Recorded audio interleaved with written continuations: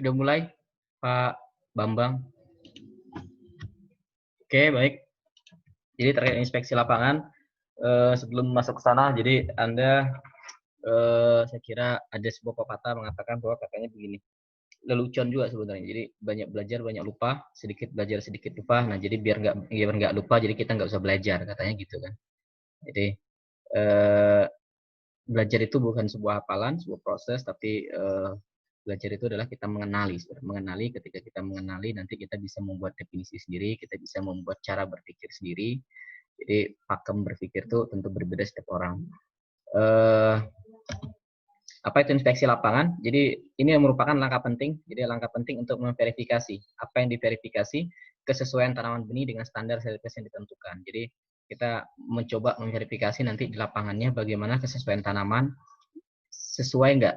Jadi patokannya adalah standar sertifikasi yang ditentukan. Misalnya standar sertifikasi tanamannya harus sehat, kemudian serangan penyakitnya ada standar tertentu, misalnya kemudian campurannya tidak boleh banyak tumbuh, misalnya tanaman gulma atau tanaman yang pertumbuhannya berbeda dengan tanaman yang lain. Nah, itu yang perlu diverifikasi pertumbuhannya selama di lapangan sesuainya.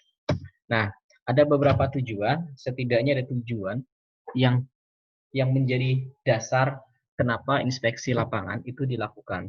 Yang pertama adalah terkait dengan kita pengen tahu dari awal, jadi sebelum ditanam kita datang ke sana. Yang pertama adalah memverifikasi asal benih sumber. Jadi ini sesuai nggak? Jadi yang pertama kali adalah kita melihat, cek ke sana mana label benihnya yang ditanam. Kemudian kita cek deskripsinya, kemudian kita datang ke sana. Kita cek, kalau dia melaporkan misalnya varietas A, kemudian dengan mutu sekian, kita datang ke lapangan, kita cek, kita sudah mengetahui, oh pertumbuhan vegetatif tanaman varietas ini di lapangan adalah misalnya bentuk daunnya lebih halus, kemudian bentuk bukaan rumputnya melebar atau menyempit gitu. Nah, itu menjadi pertimbangan terkait dengan karakteristik tanamannya. Nah, itu dicek di lapangan. Jangan-jangan apa yang dilaporkannya ke kita itu berbeda dengan apa yang ditanamnya itu berbeda. Nah, itu misalnya memverifikasi asal benih sumber dengan identitas varietasnya. Nah, ini yang dilakukan untuk memverifikasi itu. Nah, yang kedua adalah mengumpulkan informasi tentang sejarah lahannya. Jadi kita datang ke sana, kita juga bisa, jadi dia ngelapor, cerita. Nah, karena PBT-nya, saya nggak tahu nanti. Mungkin ada salah satu dari Anda nanti yang punya rezeki, misalnya jadi PBT seperti apa gitu. Nanti jadi memverifikasi. Jadi lahan produksinya itu mempunyai persyaratan yang sesuai. Jadi persyaratan itu misalnya terkait misalnya jarak antar tanaman yang berbeda atau tanaman yang sama dengan varietas yang berbeda berapa, sudah memenuhi syarat atau belum. Contoh kalau padi misalnya harus 2 meter, apakah sudah 2 meter gitu ya. Jagung misalnya harus 3 meter. Nah, itu apakah sudah dipenuhi gitu ya. Nah, kemudian terkait dengan misalnya sejarah lahannya, apakah itu kemarin ditanam misalnya gini, oh ternyata di lahan yang digunakannya itu pada musim tanam sebelumnya ditanam tanaman padi juga, namun varietasnya berbeda. Tetapi ada informasi bahwa pada musim tanam sebelumnya terjadi serangan penyakit yang sangat hebat. Nah, kemudian dalam proses pengolahan tanahnya itu tidak dilakukan namanya eradikasi, jadi tidak dilakukan fumigasi segala macam, sehingga kemungkinan penyakit ini akan menyerang pada tanaman selanjutnya misalnya.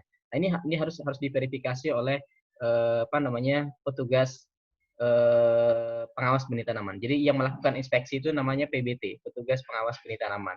Jadi dia nanti yang akan datang ke lapangan ya. Kemudian setelah itu dilakukan, nanti dia akan ngecek nih. Selain itu dia ngecek kondisi tanamannya, teknik budidayanya bagaimana. Jadi kondisi tanaman dia cek. Jadi karena apa? Karena nanti kondisi tanaman induknya ini akan sangat mempengaruhi mutu benih yang dihasilkannya tadi. Jadi kondisi tanamannya gimana? Apakah banyak terserang penyakit? Apakah pertumbuhannya nanti dia akan merekomendasikan biar nggak gagal. Jadi si PBT ini kalau lihat, oh Bapak harus menambahkan pupuk ini nih, oh Bapak harus melakukan irigasinya dilepas nih biar nggak terserang keong segala macam. Oh ini irigasinya harus diberikan saringan nih biar keong tidak masuk ke bidang tanam, tidak mengganggu pertumbuhan vegetatifnya gitu. Nah, itu biasanya PBT datang dan memberikan rekomendasi untuk perbaikan sertifikasi gitu. Nah, yang keempat terkait dengan memeriksa jarak isolasi tadi saya ceritakan. Jadi apakah jarak isolasi ini sudah sesuai atau belum? Kalau dia belum sesuai, maka dia akan meminta, misalnya kalau dia sudah terlanjur sama-sama besar nih, dia akan memberikan solusi misalnya dengan cara tolong tanam tanaman barrier di tengahnya gitu biar sehingga ini lihat saja penyerbuk. Atau misalnya nanti panennya jangan dipanen yang bagian pinggir, tapi nanti misalnya 4 rumpun ke dalam saja baru dipanen, 4 rumpun di luar jangan dipanen karena itu kemungkinan kemurniannya rendah karena kemungkinan terserbuk oleh tanaman sebelahnya sangat tinggi misalnya. Itu kan terkait dengan memeriksa jarak isolasi. Yang kelima adalah memeriksa, jadi nanti apakah bebas dari ketidakmurnian, ya, tanaman lainnya, gulmanya, nanti di bidangnya misalnya. Jadi kalau ada tanaman lain itu direkomendasikan oleh PBT-nya, pengawas tanamannya untuk diruging, dikeluarkan. Ya, ini semakin, jadi ini tahapan bertingkat, gitu ya. Jadi nanti kemudian ada gulma nggak? Nah, ada beberapa petani yang produksi benih tapi malas melakukan pemeliharaan terkait dengan penyiangan gulma. Jadi tanamannya itu bingung gitu bedain mana padi mana gulmanya. Nah sehingga ini penting dilakukan ya kalau padi sawah ya masih inilah ya karena gulmanya biasanya tidak gulma tinggi. Tapi kalau benih tanaman-tanaman gugur, tanaman padi lahan kering contohnya itu biasanya karena gulmanya berupa ini ilalang. Nah sehingga sulit membedakan mana ilalang mana padi gitu ya. Nah berapa tanaman. Nah itu biasa dilakukan. Kadang-kadang tinggi ilalangnya dibandingkan padinya itu sehingga si petugas lapangan itu biasanya akan merekomendasikan rugging harus segera dilakukan gitu ya. Kemudian dia memeriksa apakah bebas dari kultivar lain ya sekalian tadi. Jadi kultivar lain itu dia tanamannya sama, padi sama, tapi dia melihat kok ini ada tanaman yang berbeda. Sama-sama padi tetapi bentuk misalnya dia datang di fase generatif misalnya. Jadi semua jadi misalnya varietas A ini karakternya adalah si malainya ini dia berdiri. Si daun benderanya ini berdiri tegak. Tetapi ada beberapa tanaman yang bentuk daun benderanya itu merunduk. Nah, ini dia menduga bahwa ini sesuai karakteristiknya, deskripsinya ini bukan varietas yang dimaksudkan. Nah, inilah adalah varietas-varietas dari kultivar lain. Varietasnya sama, jenisnya sama-sama padi, tetapi spesiesnya atau varietasnya berbeda. Nah, ini harus dikeluarkan kultivar lain. Kemudian terkait dengan off type misalnya. Off type itu misalnya dia terjadi perbedaan dari tipe karena misalnya pengaruh adaptasi dia terhadap lingkungan. Contoh kalau tanaman jagung misalnya, ada beberapa tanaman jagung yang kalau di fase bibitnya itu kita bisa lihat tuh. Jadi ada beberapa tanaman jagung yang misalnya batangnya berwarna merah ketika baru ditanam 2 sampai 3 minggu umurnya gitu. Habis semai, habis tanam di lapangan, itu ada beberapa batang, misalnya batang pada jagung, di bagian pangkal batang itu berwarna merah atau pink. Nah, itu harus dikeluarkan karena biasanya off type itu. Karena dia segregasi genetik dan segala macam. Itu harus dikeluarkan misalnya. Kemudian terakhir adalah terkait dengan memastikan kalau dia bebas dari penyakit tular benih. Kenapa? Kalau sampai penyakit tular benih menginfeksi, saya ceritakan misalnya ada, nah si sampai PBT ini bisa merekomendasikan misal kalau kerusakannya masih di bawah 70%, di bawah 30%, dia akan merekomendasikan tetap menjadikan benih dengan cara misalnya membuang yang terinfeksi itu dibuang, ini kan segala macam. Nah, di beberapa pembatasnya misalnya jarak dari antara infeksi dan tidak infeksi itu dijadikan benih, yang lainnya tidak boleh gitu. Tapi kalau dia sudah lebih dari 50% terserang meskipun masih ada 50% yang enggak. Nah, ini biasanya tidak direkomendasikan lagi menjadi benih.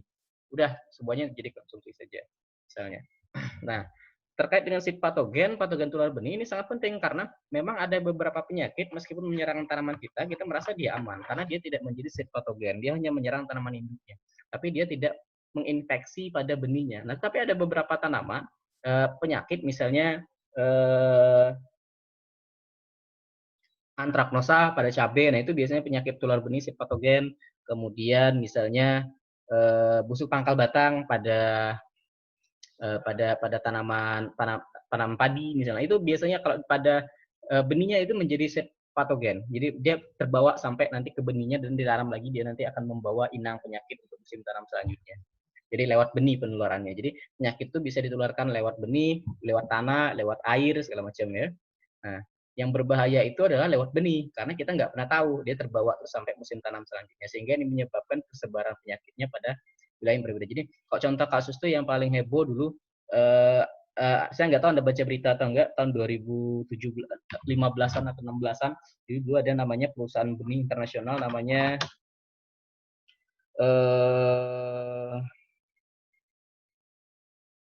lupa saya namanya. Tetapi dia memproduksi benih kapas Jadi dari luar negeri dibawa ke Indonesia, kemudian ternyata benih kapasnya itu mengandung penyakit. Jadi ada semacam penyakit yang dibuat dari benihnya itu, sehingga itu waktu itu nama perusahaannya Monsanto. Monsanto. Jadi Monsanto, nah si benih kapas ini produksinya ini ternyata membawa penyakit tular benih, sehingga ini menjadi sumber penyakit baru di beberapa daerah yang lain. Nah, yang lebih heboh lagi misalnya kalau Anda baca berita berapa tahun terakhir ada isu food war. Jadi food war. Jadi perang pangan dengan cara misalnya secara biologi misalnya menyisipkan agen hayati tertentu pada yang paling heboh itu adalah pada benih, karena kita nggak bisa. Jadi pada orang bisa dengan mudah misalnya menghancurkan sektor pertanian daerah negara tertentu misalnya dengan mengekspor penyakit. Ekspornya melalui ekspor dengan menggunakan benih, misalnya di apa namanya, diinokulasikan pada benih itu misalnya patogen tertentu yang awalnya misalnya di Indonesia tidak ada penyakit itu untuk tanaman padi, kemudian diinspeksi itu masuk ke Indonesia, nanti menyebar, akhirnya seluruh Indonesia terkena penyakit itu. Nah, ini biasanya sangat dihindari untuk sehingga kalau benih masuk ke persebaran benih antar regional, antar daerah di Indonesia, kemudian regional, kemudian internasional itu sangat sulit karena ada beberapa badan karantina yang mensyaratkannya tingkat kesehatan benih itu harus tinggi, karena paling mudah menyebarkan penyakit dan mengganggu produksi pangan itu adalah dengan menyebarkan penyakit melalui benih. Karena kita nggak bisa ini kan ya. Cina juga, kalau Anda baca, Cina kemarin melakukan beberapa benih dari Cina itu tidak lolos dari karantina misalnya karena ternyata benih sayurannya membawa penyakit di patogen benihnya, sehingga ini tidak lolos, dikembalikan. Sampai isu-isu tuh sampai sangat kencang waktu itu mengatakan bahwa ini adalah isu perang pangan yang dilakukan oleh beberapa negara misalnya. Oke, nah ini ada beberapa prinsip dasar yang harus dilakukan dalam proses proses inspeksi lapangan. Yang pertama adalah petugasnya harus terlatih, dan yang kedua terkualifikasi. Jadi ada beberapa orang yang terlatih tetapi dia tidak terkualifikasi, atau ada beberapa orang yang berkualifikasi tetapi tidak terlatih. Tetapi harusnya ini berjalan seiringan. Ketika dia sudah terlatih, dia harus memiliki kualifikasi. Nah, biasanya PBT itu harus memiliki tingkat keterlatihan yang tinggi dan tingkat kualifikasi yang baik, ya. Mengetahui prasyarat dan standar untuk penanaman benih. Yang terakhir adalah harus memahami karakter varietas yang akan diperiksa. Jadi kalau dia nggak paham karakter varietas yang diperiksanya, gimana cara memeriksanya? Oh, varietas ini karakternya paling mudah itu dikenali, misal kalau PB3S paling mudah ngenalinnya adalah dari ada misal, kalau PBS paling mudah menilainya adalah lihat bentuk ininya, bentuk dan benderanya. Karena PB3S waktu dia sudah matang pun dan benderanya tetap tinggi, sehingga karakteristiknya yang seperti itu ketika burung mau memakan gabah yang di malainya itu nggak bisa, karena burung ketika menghampiri dia akan tertusuk oleh daun malainya sehingga lari. Sehingga waktu itu ada ini bahwa PB3S ini sangat ramah terhadap sangat sulit, sangat ampuh untuk menghindari serangan burung tanaman itu. Kemudian misalnya ada beberapa varietas yang misalnya bentuk pertumbuhan rumputnya melebar atau lurus, tegak lurus. Kemudian ada misalnya bentuk bulir benihnya seperti apa. Misalnya di vegetatif misalnya bentuk segitiga kaki daunnya bagaimana. Nah, itu biasanya beberapa karakter yang bisa digunakan oleh pengawas benih tanaman untuk menginspeksi selama di lapangan. Sehingga tadi dia harus terlatih untuk mengenali itu. Dia juga harus memiliki kualifikasi. Kualifikasinya adalah dia harus memiliki kualifikasi mengenali varietas dan segala macam. Ketika udah tahu kualifikasinya seperti ini dia harus terlatih membedakan itu selama di lapangan. Ada beberapa orang yang tahu, tapi ketika di lapangan dia jadi nggak tahu. Secara teoritis dia tahu kualifikasinya, tapi ketika nggak terlatih melakukannya, jadi nggak berhasil ya gitu. Nah, itu beberapa yang pertama ya, terkait dengan si aktornya yang melakukannya, yaitu inspektor lapangannya, namanya pengawas benih tanaman. Ya. Yang kedua adalah dia harus mematuhi prosedur dan teknik inspeksi lapangan, jumlah minimum inspeksi, dan juga nah jadi prosedurnya harus dipatuhi, teknik inspeksi lapangannya harus dipatuhi, kemudian jumlah minimum inspeksinya harus sesuai dengan standar sertifikasi. Misalnya harus 60% dari jumlah populasi yang harus diinspeksikan misalnya. Itu ada beberapa peraturan yang sudah ditetapkan misalnya ya. Misalnya Kalau tanaman kita misalnya kurang dari 1 hektar, nah itu misalnya harus 60%. Kalau lebih dari 1 hektar misalnya harus 20%. Dengan tipe cara berjalan yang berbeda gitu. Nah itu beberapa apa namanya standar-standar inspeksinya bagaimana. Jadi jumlah yang harus diamati berapa. Jadi kalau 1 hektar bukan artinya 1 hektar diamati semua satu-satu. Pulang-pulang nggak bisa tegak lagi leher Anda karena ngelihat ke bawah. Dan juga mungkin kalau lihat ke atas langsung pingsan berkunang-kunang ya karena selalu menunduk melihat ini. Ya. Nah, yang ketiga memeriksa tanaman yang menyerbuk silang selama pembungaan. Dan tanaman yang menyerbuk sendiri yang terinfeksi oleh penyakit yang ditularkan melalui benih selama tahap pembungaan. Misalnya pada tanaman gandum ya, itu biasanya rawan terinfeksi oleh jamur api selama tahap pembungaannya ya. Jadi kita udah tahu nih misalnya tanaman gandum. Jadi gini, karena si inspektor lapangannya ini tadi memiliki keterlatihan dan kualifikasi, jadi dia melihat ada tidak misalnya ada tanaman tertentu untuk bebas dari penyakit, misalnya tanaman gandum, dia udah tahu oh yang penyakit utamanya itu adalah jamur api misalnya. Oh nanti dia datangnya di tahap pembungaan untuk memeriksa tingkat serangan penyakitnya, misalnya seperti itu. Kemudian dan harus dilakukan secara mendadak. Karena apa? Karena kalau dia lakukan, Pak besok saya amati Pak ini ya, ternyata selama sebelum-sebelumnya nggak dibuang, waktu dia mau ngasih tahu besoknya mau datang, besoknya dibuang sama dia sehingga tidak diketahui inspektor lapangan. Ini akal-akalan dari produsen benih ya. Oke. Nah yang keempat adalah harus mendapat kepercayaan dan kerjasama penuh dengan para produsen benih. Jadi dia harus percaya sama, jadi gini, si pengawas benih tanaman ini harus memiliki, karena dia terlatih, dia memiliki kualifikasi, sehingga dia memiliki garansi. Si produsen ini percaya ke pengawas benih, ya. Dan si pengawas benih ini harus memiliki kerjasama yang baik, gitu. Jangan mentang-mentang gini nggak lolos pokoknya, nggak lolos gitu ya. Padahal kerjasama itu maksudnya, oh kalau ini dia akan merekomendasikan Bapak lakukan ini supaya tetap lolos gitu. Bapak harus perbaiki ini gitu ya. Nah, ya. Yang kelima adalah kalau dia tiba di lapangan, si pengawas benih ini harus memeriksa semua informasi tentang spesiesnya, varietasnya, asal benihnya tadi ya, yang saya ceritakan tadi. Kemudian area budidayanya bagaimana, kelas benihnya apa, sejarah lahannya apa, ya.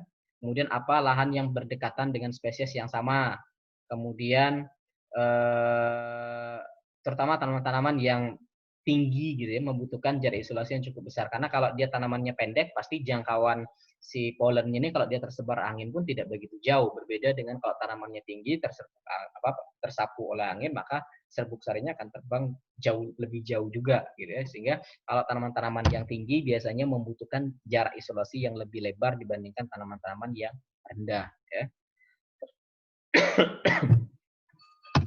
Yang ketujuh, kalau dia berjalan di lapangan, ketika turun ke lapangan, nah si inspektor ini harus membuat estimasi varietas lain. Jadi dia harus nyatet tuh. Dia harus mencatat berapa estimasi, misalnya varietas lainnya berapa, kotorannya berapa, penyakitnya berapa, nah kondisi tanamannya bagaimana, praktik pertaniannya bagaimana, kemungkinan hasilnya bagaimana. Jadi kalau Anda nanti jadi inspektor lapangan, ke lapangan, ada turun di situ, Anda harus bawa satu kertas, bukan lihat, oh iya gitu, Anda harus punya data. Misalnya varietas lain sekitar, kalau Anda temui selama anda gini, jadi misal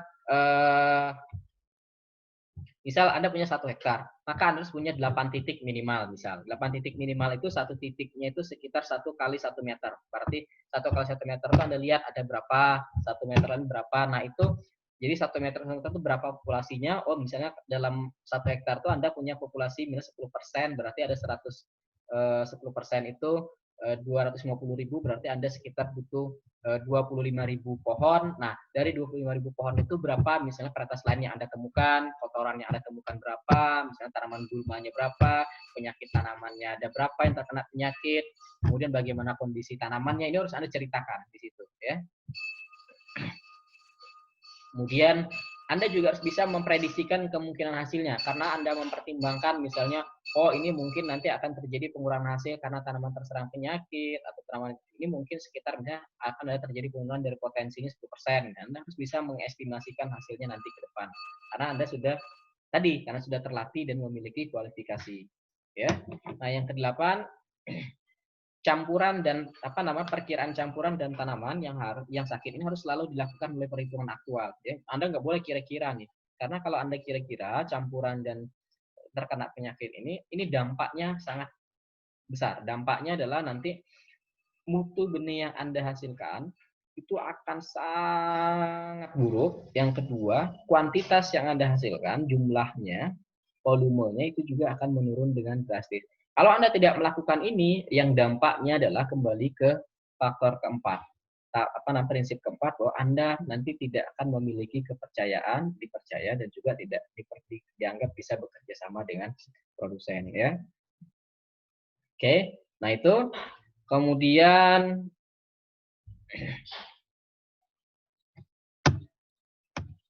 yang kesembilan, nanti si produsennya, si PBT-nya, pengawas benih tanamannya, dia harus tahu nih batas-batasannya. Jadi kalau misalnya di sebelah kiri ini berbatasan dengan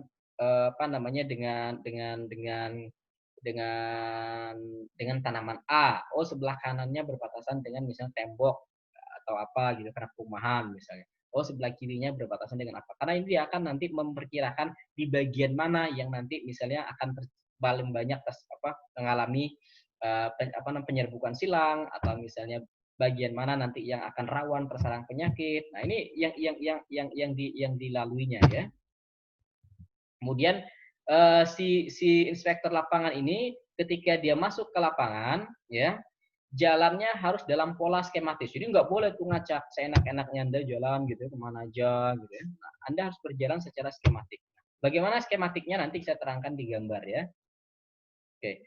Nah, Anda bisa berjalan seperti ini misalnya. Nah, ini observasi nomor 1 itu kalau kita mengobservasi kurang lebih sekitar 60-70% di lapangan. Jadi Anda masuk ya. Misal Anda berjalan dari sini, Anda masuk ke kiri, ke kiri, ke kiri. Anda lihat 1 2 3 4 4 ya, 5. Ini 5, 10 titik yang dia berikan. Kalau yang ini 10 titik misalnya ya. Dia masuk ke kiri, ke kiri, ke kiri, ke kiri. Karena dia nanti akan mewakili seluruh titik di area itu. Jadi plotnya nanti dia akan dapatkan. Atau dia bisa secara random misalnya, tapi randomnya pun dia harus memiliki skema.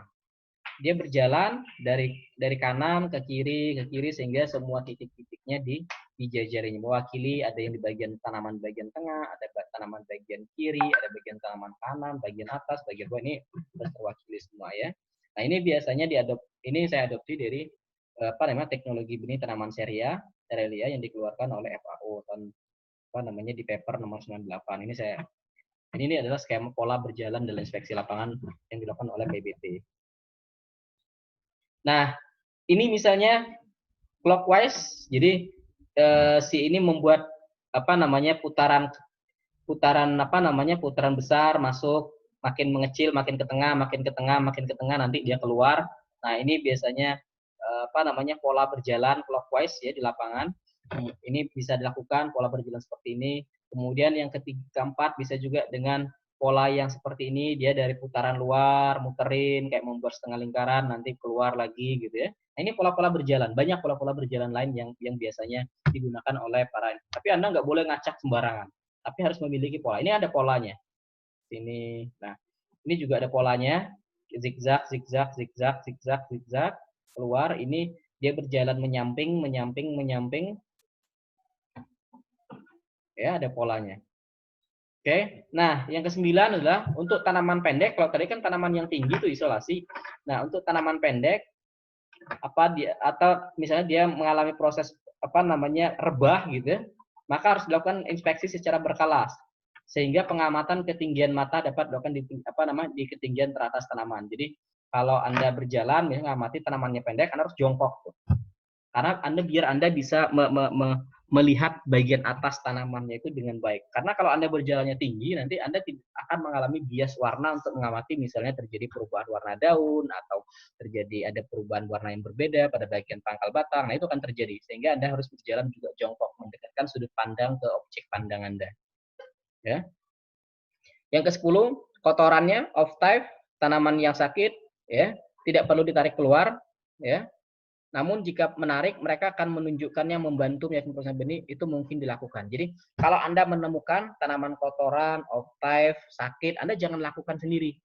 Anda harus yakinkan, karena tadi ingat, Anda harus memiliki kepercayaan dan juga memiliki kerjasama dengan produsen. Jadi Anda cuma ngasih tahu ya, off-type itu ada di sini, Bapak tuh harus bersihkan itu. Gitu. Jadi Anda itu hanya memberikan rekomendasi. Anda tidak boleh melakukan proses misalnya rugging, Andanya nggak boleh, ya, karena Anda bertindak sebagai misalnya inspektor. Tapi kalau Anda sebagai produsen, maka Anda yang akan melakukan, gitu loh, ya. Nah, yang ke-11 adalah kalau tanamannya menyerbuk sendiri, ya, jika sepertiga atau lebih dari area tersebut rebah, jadi kalau Anda tanaman nyeruk sendiri nih, padi misalnya, sepertiganya rebah gitu ya, sehingga Anda sangat sulit melakukan perhitungan lapangan. Karena tadi dia rebah, nggak mungkin Anda hitung satu-satu rebahnya diangkatin gitu ya. Nah, karena tidak memungkinkan, maka ini langsung saja Anda rekomendasikan untuk ditolak. Langsung Anda rekomendasikan untuk ditolak, ya. Kecuali ada kemungkinan bahwa tanaman akan berdiri lagi sebelum jatuh tempo dan akan memungkinkan untuk melakukan inspeksi yang tepat sesudahnya. Karena kalau padi dia udah rebah, udah selesai. Ya udah Anda rekomendasikan aja untuk ditolak. Ya.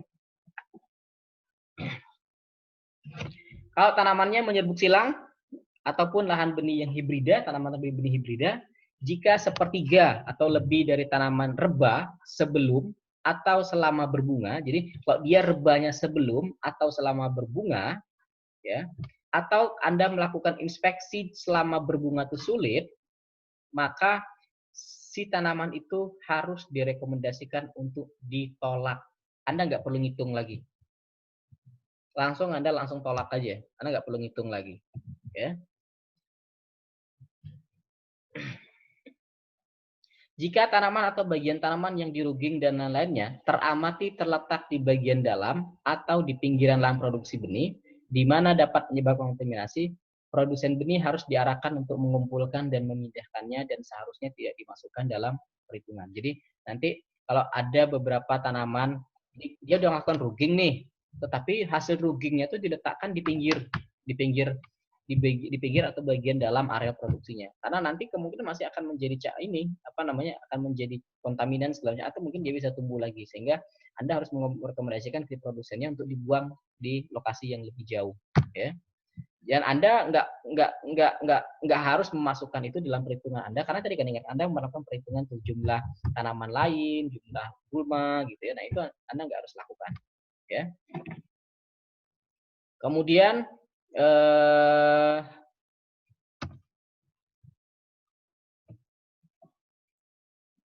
selama inspeksi, kalau lahan produksi benihnya yang menyebabkan ditolaknya sertifikasi itu lahan itu sebagai lahan produksi benih karena lapangan sebagian atau seluruhnya, maka jumlah hitungan lapangan ditentukan untuk inspeksi itu masih harus diambil untuk seluruh lapangan. Jadi kalau selama inspeksi ini ya, jika lahan produksi benihnya ditemukan bahwa si lahan ini yang bertanggung, jadi gini, maksud si lahan itu adalah kondisi tanaman selama di lahan, ya. Nah, Anda harus memperhitungkan, jadi kalau bukan karena yang 3 faktor tadi, yang setengah atau misalnya rugi segala macam. Nah, kalau ternyata ini maka Anda harus menjelaskan ke petaninya kenapa itu ditolak. Misalnya, oh Pak, ini terlalu banyak perhitung-hitungan kami, misalnya gulmanya terlalu banyak ini Pak, maka Bapak harus melakukan ini. Dan ini Bapak udah telat nih untuk melakukan rugging karena ini Bapak tidak melakukan rugging kemarin, kami sudah ingatkan 1 kali, 2 kali, yang ketiganya sudah saat panen Bapak nggak mengindahkan juga, maka kami langsung tolak ini sebagai untuk dijadikan benih gitu. Nah, itu Anda bisa memiliki keputusan dengan pertimbangan kalau ini karena kemarin Bapak karena ini ada benih gulma gitu ya, ada benih varietas lain di situ. Nah, ini nggak dilakukan sudah 3 kali diingatkan gitu ya. Karena ini nanti berpotensi Pak akan menyebabkan campurannya itu sekian persen hitung-hitungan kami sehingga ini tidak nanti tingkat kemurniannya kurang dari 90% untuk benih sebar pun kurang misalnya. Itu ada jadi alasan Anda untuk menolak, ya. Yang ke-15, kalau selama inspeksi diamati bahwa kemiskinan lapangan telah terjadi, nah tadi ya, penghapusan faktor kombinasinya dapat membuat tanaman sesuai dengan standar dilakukan. Jadi kalau dia mengikuti apa yang Anda rekomendasikan, ya, maka Anda bisa melakukan inspeksi ulang. ya, untuk menghapus apa. Jadi misalnya nih, ada yang pertama gitu ya, ada yang pertama udah hasil gitu. Nah, dia lapor besoknya, Pak, saya udah bersihkan. Anda bisa datang lagi besok untuk melakukan inspeksi ulang, tapi hanya boleh 1 kali. Tapi masa iya inspeksi lapangan pertama dia gagal? Katanya biar dicabutnya Pak, besok datang lagi gitu ya. Inspeksi kedua di fase fase vegetatif, fase berbunga, dia melakukan hal yang sama. Nggak di waktu Anda datang, dia nggak melakukan proses rugging, masih banyak. Tapi dia nelpon, Pak datang aja. Anda nggak boleh datang lagi. Anda nggak boleh datang lagi karena Anda hanya boleh melakukan inspeksi ulang itu 1 kali. Ya, oke. Nah ini beberapa apa namanya tahap pertumbuhan tanaman, beberapa tahap inspeksi pada tanaman ya. Biasanya dilakukan dalam beberapa tahap. Biasanya ada fase vegetatif, ada fase berbunga atau generatif, dan fase menjelang dan waktu panen ya. Dan 3 kali biasanya untuk tanaman pangan ya.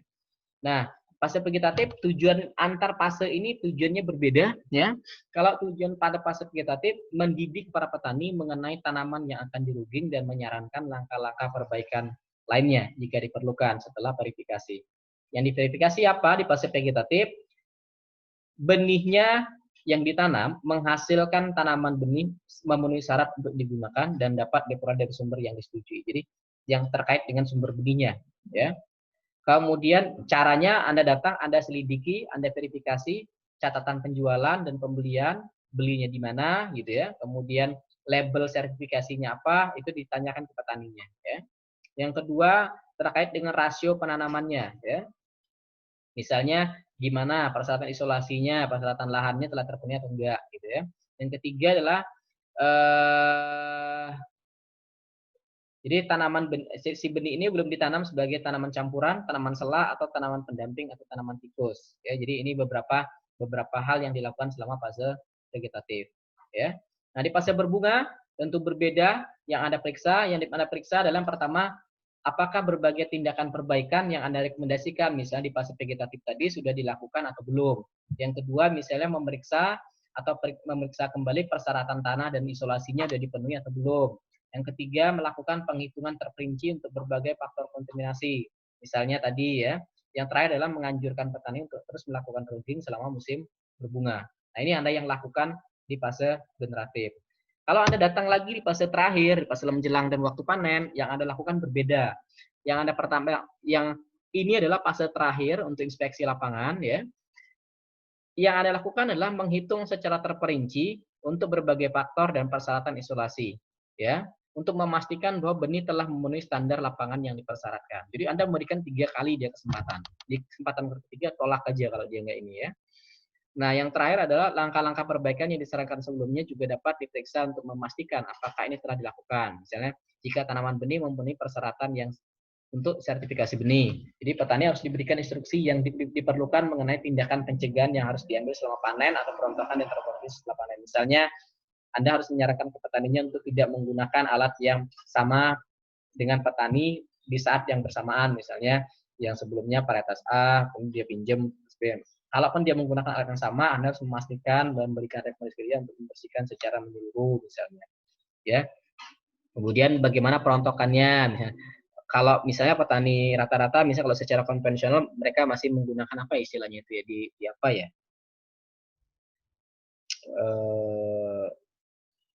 Jadi perontokan manual dengan cara misalnya dibanting di permukaan tertentu. Nah ini biasanya rawan terhadap terjadinya apa namanya kerusakan mekanik karena benturan benih dengan benda keras yang di bawahnya. Nah, ini Anda rekomendasikan, oh ini Anda petani tidak direkomendasikan untuk menggunakan itu misalnya. Itu Anda pengawas benih lapangan yang memberikan advice ke petani karena itu ya. Nah ini beberapa sumber kontaminan yang Anda bersihkan. Tadi Anda sudah dengar tuh beberapa istilah, ada off-type, ada tanaman lain, ada tanaman gulma, ada tanaman terserang penyakit. Sudah apa itu Pak? Nah ini adalah kontaminasi selama inspeksi lapangan yang akan datang. Anda akan sangat familiar dengan kalimat-kalimat ini kalau nanti Anda ketemu dengan pengawas tanaman ya. Off-type, off-type ini adalah tanaman dari spesies tanaman yang sama dengan tanaman benih, berbeda dalam ekspresi karakter morfologis seperti jenis tanaman. Jenis percabangannya, pigmentasinya. Nah, kalau dia berbeda, tanamannya sama, dari benih yang sama, tapi dia berbeda misalnya yang saya ceritakan tadi, misalnya bentuk warna permukaan daunnya berbeda, atau percabangannya berbeda.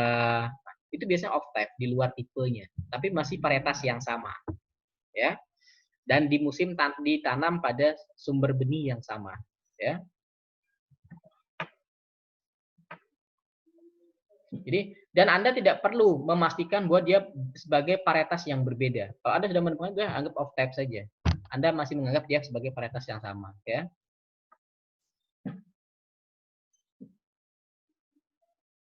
Yang kedua adalah tanaman lain. Nah, tanaman lain itu adalah jelas tanaman yang berbeda varietas. Misalnya Anda dulu karena dulunya digunakan sebagai misalnya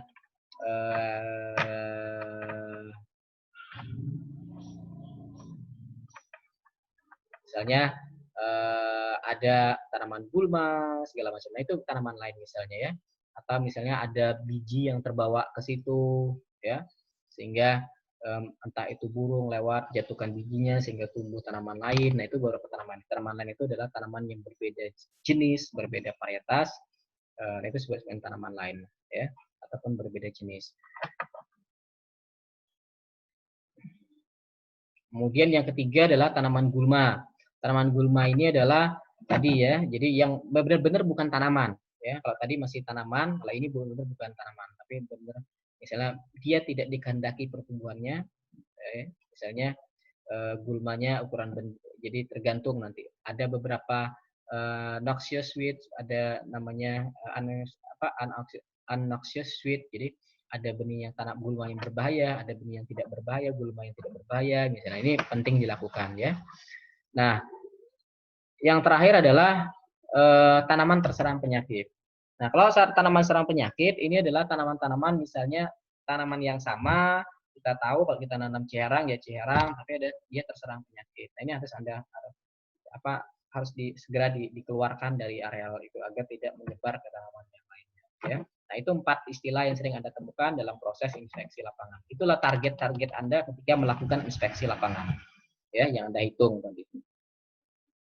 Nah, kemudian yang terakhir adalah Anda melaporkan hasil inspeksi lapangan tadi, karena Anda kan disuruh nyatet tuh, disuruh nyatet, membuat estimasi segala macam, ya. Nah, ini contoh pelaporan inspeksi lapangan misalnya, ya. Misalnya ini nomor lapangannya di registernya, karena dia melakukan register tuh ke Anda nanti. Ini nomor berapa? Karena pasti Anda akan melakukan inspeksi pada banyak lapangan nanti. Nah, nomor lapangannya berapa? Kemudian nomor laporannya nomor berapa Anda buat? Ini tanamannya apa? Kalau padi ya padi. Kemudian varietasnya apa? Kalau ciharang ya ciharang, misalnya. Kemudian ini tanggal semainya, dia harus melaporkan, dia tanggal semainya tanggal berapa kemarin. Anda harus nanya, makanya tadi waktu inspeksi lapangan pertama harus tanya sejarahnya dia, ya. Tanggal semainya berapa, kemudian tanggal inspeksi Anda tanggal berapa, ya. Ini kan report pertama nih, inspeksi pertama. Nah, ini date inspection-nya tanggal berapa. Nah, ini adalah ekspektasi Anda terhadap waktu panennya, ya.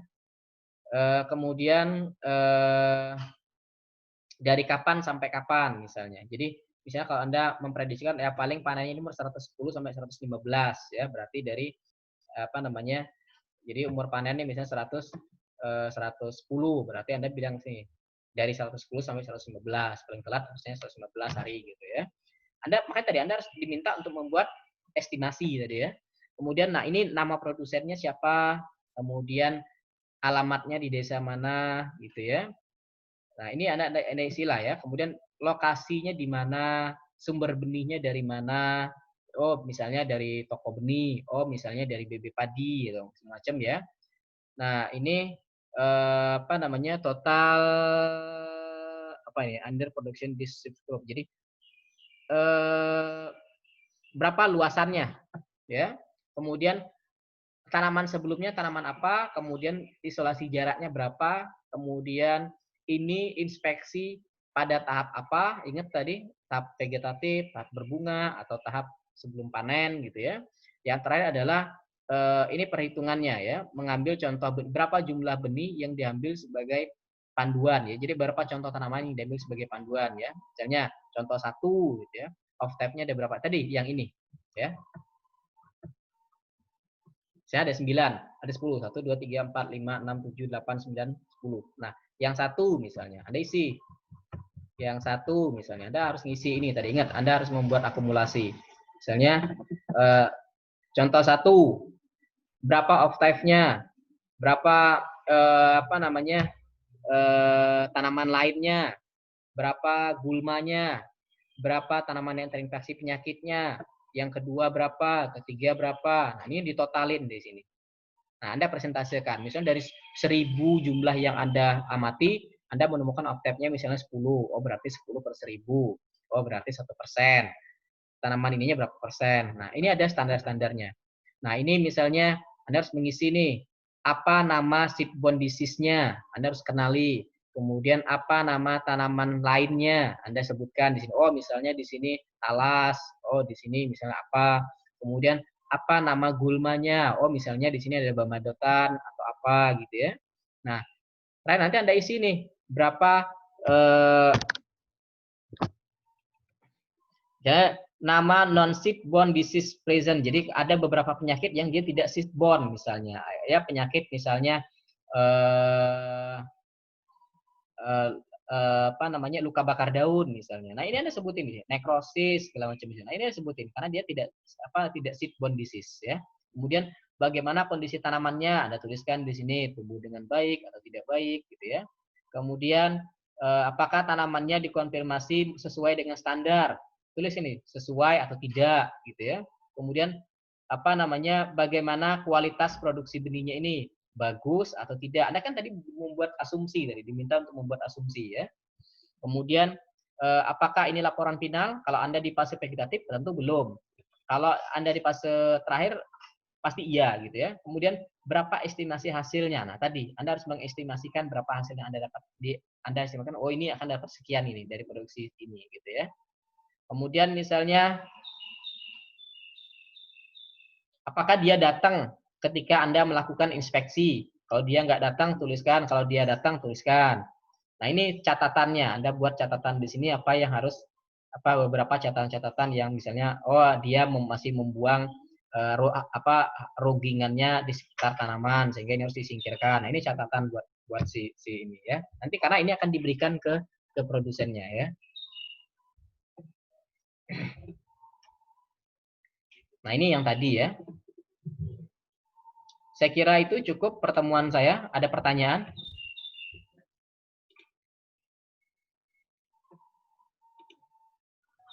Pertanyaan?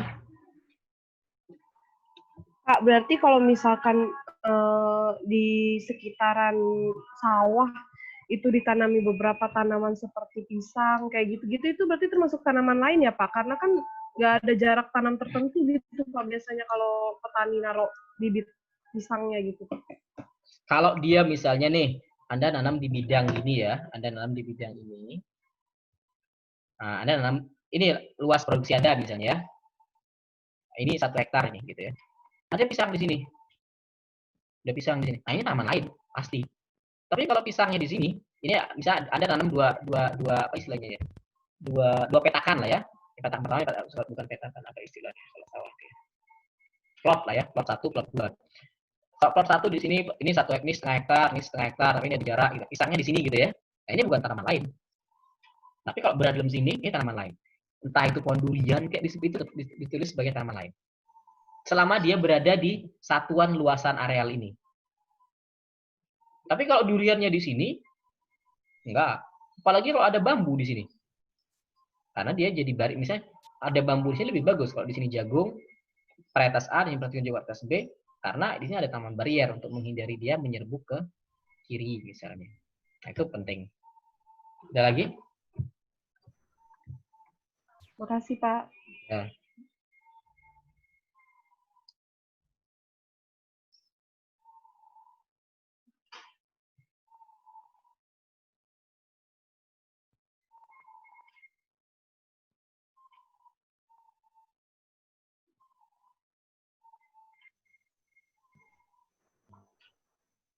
Ada lagi pertanyaan?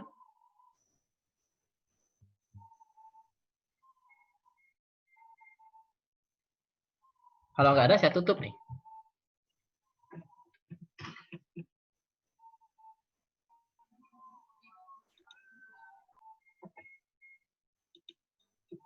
Oke, saya kira cukup ya. Iya Pak, cukup kok. Ya Oke. Pak. Oke, saya kira cukup. Baik, saya akan mengirimkan materinya sampai pertemuan ke-6 ya. Mungkin lewat WA grup aja ya. Iya, Pak. Iya, Pak, boleh. Oke, baik. Terima kasih, saya tutup. Wabillahi taufiq. Assalamualaikum warahmatullahi wabarakatuh. Waalaikumsalam warahmatullahi wabarakatuh. Makasih ya, Pak. Ya. Terima kasih, Pak. Terima kasih, Pak.